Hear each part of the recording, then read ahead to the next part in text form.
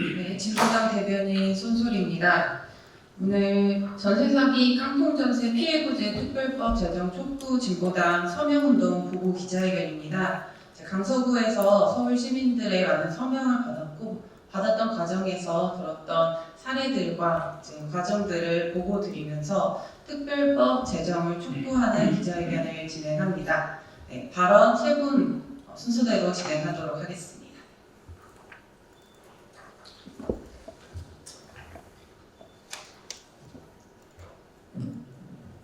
네, 진보당 강서양천위원장 이미선입니다.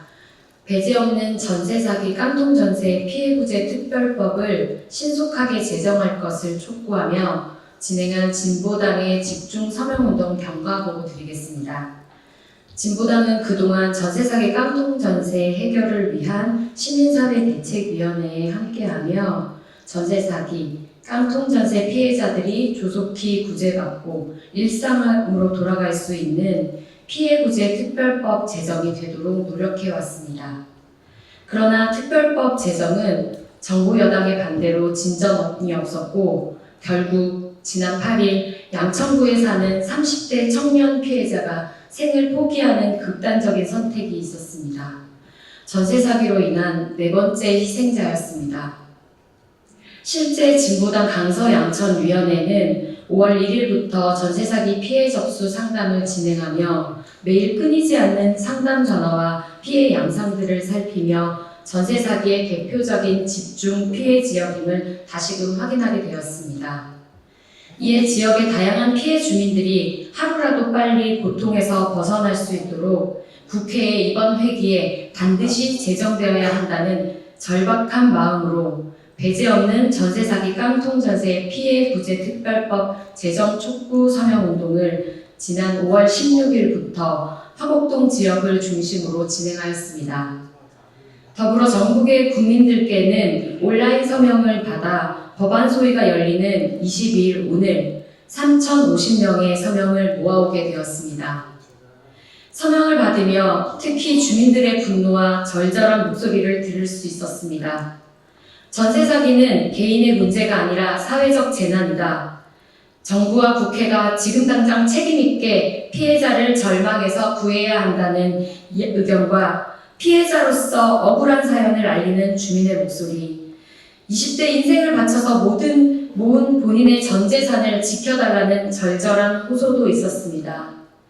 국민의 재산을 보호하는 의무가 국가에 있다. 이런 일이 다시는 일어나지 않도록 근본적인 대책을 세워달라는 목소리 또한 높았습니다. 이 서명은 시민사회대책위와 함께 국회와 정부 여당에 전달할 예정이며 앞으로도 진보당은 민생정당으로서 전세사기, 깡통전세 문제 해결을 위해 주민들의 힘을 모아 서민들의 삶을 돌보는 정치를 이어나갈 것입니다. 이상 경과보고를 마치겠습니다. 고맙습니다.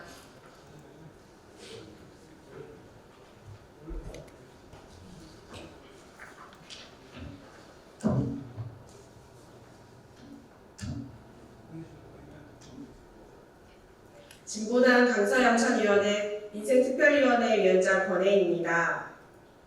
피해자를 섬멸하는 정부가 도와줄 수는 있어도 함께 책임지지는 않겠다는 전세사기 깡통전세 대책들에 분노스럽습니다. 특별법안 제정 과정에서 가장 쟁점이 되고 있는 것은 두 가지입니다. 첫 번째는 정부의 까다로운 피해자 조건, 그리고 두 번째는 선구제, 후회수를 포함할 것인지 등 피해 보증금 반환 규모와 방법입니다. 모든 피해자가 보증금을 100% 돌려받을 수 있는 특단의 방법을 내놓으라는 것이 아닙니다. 오늘 국회에서 전세사기 깡통전세 피해자 구제 특별법 제정 논의가 이루어집니다. 저는 정부가 말하는 피해자 대책이 얼마나 엉터리였는지 직접 받은 피해자 사례 몇 가지를 소개하겠습니다. 첫 번째로 임대인이 전세 사기로 구속된 세입자도 전세 사기 피해자가 안 된다는 사례입니다. 전세 계약 1년 경과 시점에 경찰로부터 연락을 받았습니다.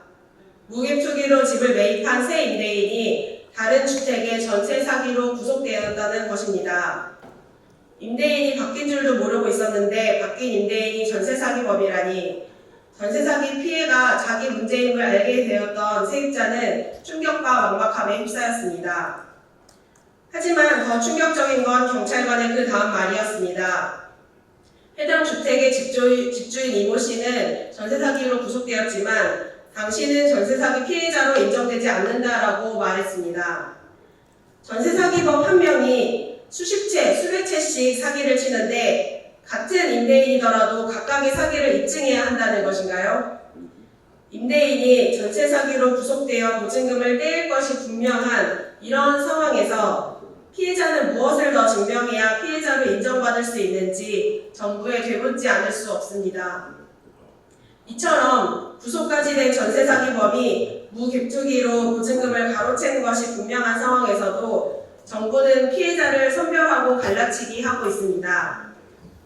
두 번째는 신탁사기로 인한 피해 사례입니다. 등기부 등본의 소유자가 분명하고 근저당이나 압류가 없음을 확인하고 임대 계약을 했지만 신탁된 건물임을 모르고 계약했다가 쫓겨난 세입자입니다. 피해 세입자들은 변호사를 고용해 소송을 진행했지만 결국 패소했고 수천만 원의 보증금을 하나도 돌려받지 못한 채 쫓겨났습니다. 잠깐 집을 비운 사이 5년 넘게 지냈던 자신의 집의 짐들이 모두 사라지고 새로운 세입자가 들어와 있었다고 합니다. 현행법에서는 이 피해자들을 구제할 수 있는 방법이 없습니다. 특별법에서는 이런 억울한 피해자를 포함하여 구제 방안이 마련되어야 합니다.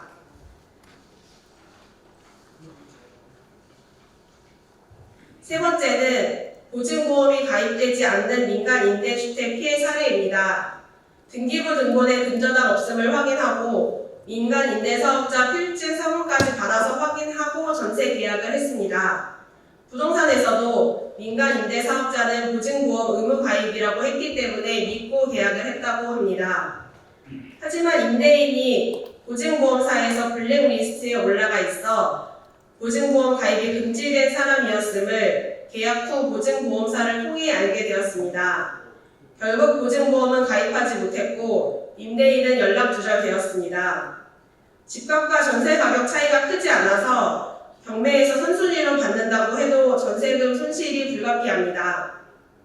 민간 임대주택은 보증보험 가입이 의무인데 보증보험 가입도 안 되는 임대사업자가 활기칠 수 있도록 방치한 정부가 이 피해를 책임져야 마땅합니다. 하지만 이 피해자도 보증금 손해를 혼자 감당해야 할 뿐만 아니라 특별법이 제정되더라도 정부가 말하는 6가지 피해자 조건을 충족하는 피해자가 될 수 있다는 보장이 없습니다. 사기 범죄와 기망 등 까다로운 요건을 입증하기 힘들기 때문입니다. 네 번째는 전세 사기 피해자를 위한 적극적인 구제 조치 부재로 피해자가 방치되고 있는 사례입니다. 2019년 모 방송국 탐사보도 프로그램에 등재해 세상을 떠들썩하게 했던 임대인 진모 씨 주택의 세입자도 피해 주택에 대책 없이 지금도 남아 있습니다. 명확한 안내와 고지를 통해 대응하고 피해 주택에서 구출하는 조치가 없습니다. 2023년 계약 만료 때까지도 제대로 된 구제책을 마련하여 피해자를 구출하지 않는다면 또 다시 언제 빈손으로 집에서 쫓겨날지 모르는 불안한 상태를 계속할 수밖에 없습니다. 이러한 사례가 나오지 않기 위해서는 전세사기법으로 확정된 임대인에게 속하는 세입자 모두를 피해자로 보고 피해자들에게 도움되는 방식으로 구제 방법을 선택할 수 있도록 안내하는 시스템이 필요합니다. 마지막으로 다수의 피해자들은 범죄 사실을 입증하기 힘든 깡통 전세 사기에 속했습니다.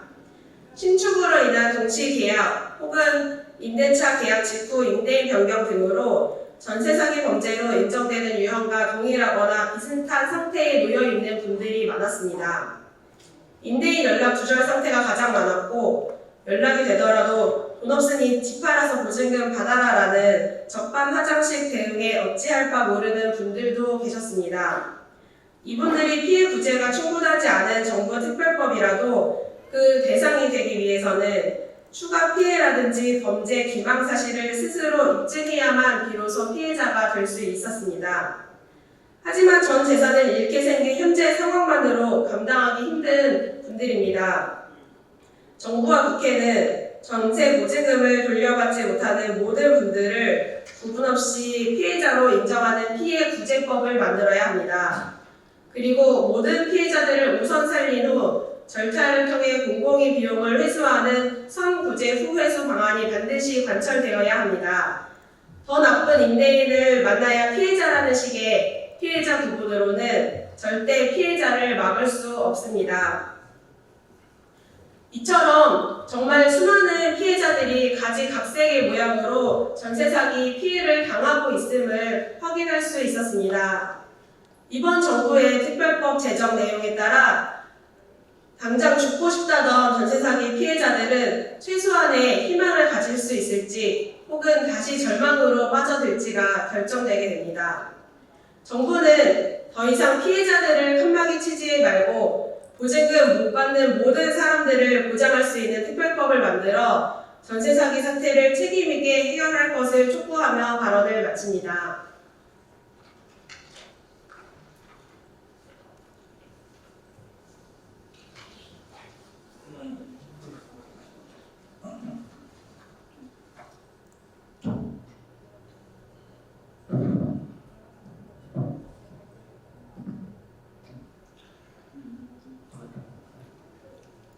예, 제대로 된 특별법 신속 제정을 촉구하는 발언을 하도록 하겠습니다. 진보당 서울시당 위원장 오인환입니다.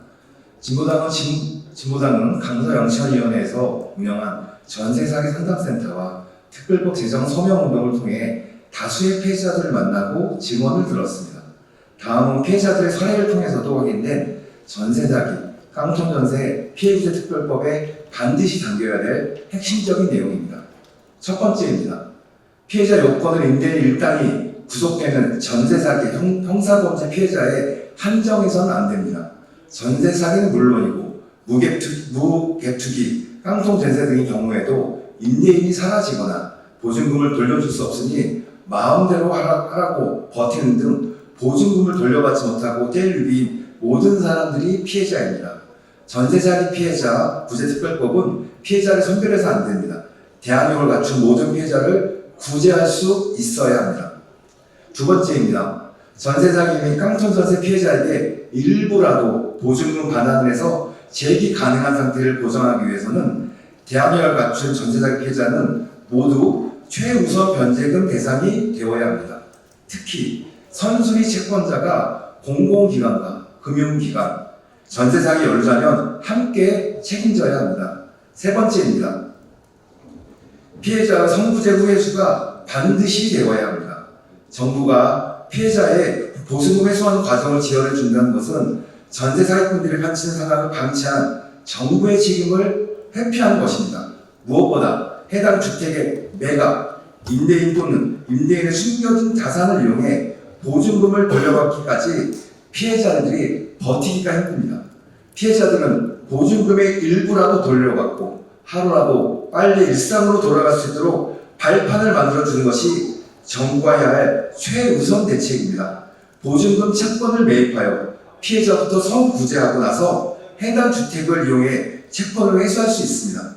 네 번째입니다. 정부의 피해자 우선 매수권, 공공임대주택으로 매입 후 거주 등의 방법은 근본 대책이 아니라 피해자의 선택지를 넓히는 방안입니다. 전세사기 피해자의 상당수는 원룸, 오피스텔에 거주한 청년들도 많습니다. 그들은 십수년 동안 원룸에 발을 묶어놓는 것이 대책이 아닙니다. 우선 매수권 부여, 매입 후 공공임대주택 거주 우선 보증금 채권 매입을 통한 선구제 방안을 포함할 때만이 제대로 된 피해자 구제 대책이 될 수 있습니다. 감사합니다.